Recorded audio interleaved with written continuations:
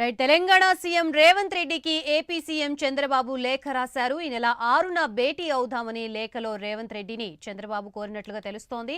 విభజన సమస్యలు, విభజన చట్టంలోని అంశాలపై చర్చిద్దామని పిలుపునిచ్చారు.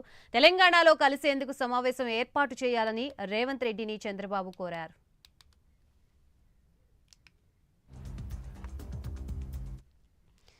ప్రస్తుతం ఇదే అంశానికి సంబంధించి మనకి పూర్తి డీటెయిల్స్ అందించడానికి మా ఏపీ బ్యూరో చీఫ్ రాజు సిద్ధంగా ఉన్నారు. రాజు.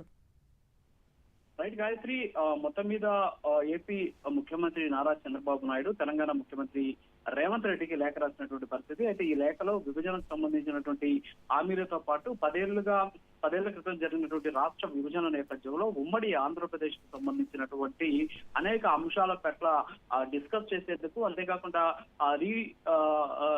ఏదైతే రీఆర్గనైజేషన్ యాక్ట్ ఏదైతే ఉందో దానికి సంబంధించినటువంటి అంశాల పట్ల చర్చించేందుకు తనకు అవకాశం కల్పించాలి అని, అంతేకాకుండా భేటీ అయ్యేందుకు అవకాశం కల్పించే విధంగా ఈ నెల 6వ తేదీన అంటే శనివారం రోజు మధ్యాహ్నం తను భేటీ అవుతానని చెప్పేసి రేవంత్ రెడ్డికి లేఖ రాసినటువంటి పరిస్థితి. అంతేకాకుండా ఆ ఇద్దరు ముఖ్యమంత్రులు కూడా కలిసి ఆంధ్రప్రదేశ్ అటు తెలంగాణ రెండు రాష్ట్రాలను కూడా అభివృద్ధి పదంలో ముందుకు తీసుకెళ్లే విధంగా ప్రయత్నాలు చేయడంలో భాగంగా ఈ భేటీకి తనకు అవకాశం కల్పించాలని చెప్పేసి, అది కూడా హైదరాబాద్ అంటే తెలంగాణ రాష్ట్రంలోనే ఇద్దరు ముఖ్యమంత్రులు కలిసేందుకు తనతో కలిసేందుకు వీలుగా అవకాశం కల్పించాలని చెప్పేసి చంద్రబాబు ఆ లేఖలో చెప్పినటువంటి పరిస్థితి కనిపిస్తుంది.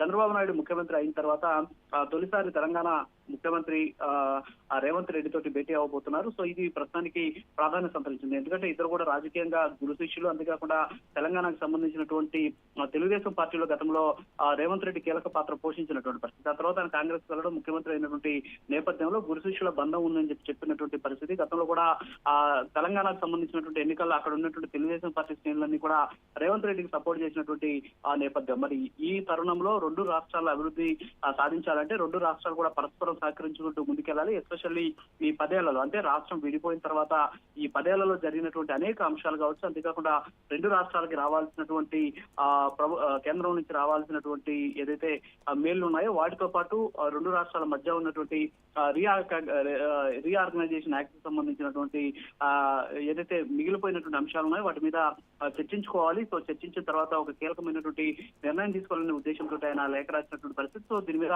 రేవంత్ రెడ్డి ఏ విధంగా స్పందిస్తారని వేచి చూడాల్సిందే. అయితే దీనికి సంబంధించినటువంటి లేఖను ఆయన ఇవాళ ముఖ్యమంత్రి రేవంత్ రెడ్డికి చంద్రబాబు నాయుడు పంపినటువంటి సిచ్యువేషన్ ఉంది. అయితే రేవంత్ రెడ్డి ఇచ్చేటటువంటి ఆన్సర్ కోసం ఎదురు చూస్తారని చెప్పేసి కూడా ఆయన లేఖలో పేర్కొన్నటువంటి పరిస్థితి కనిపిస్తుంది.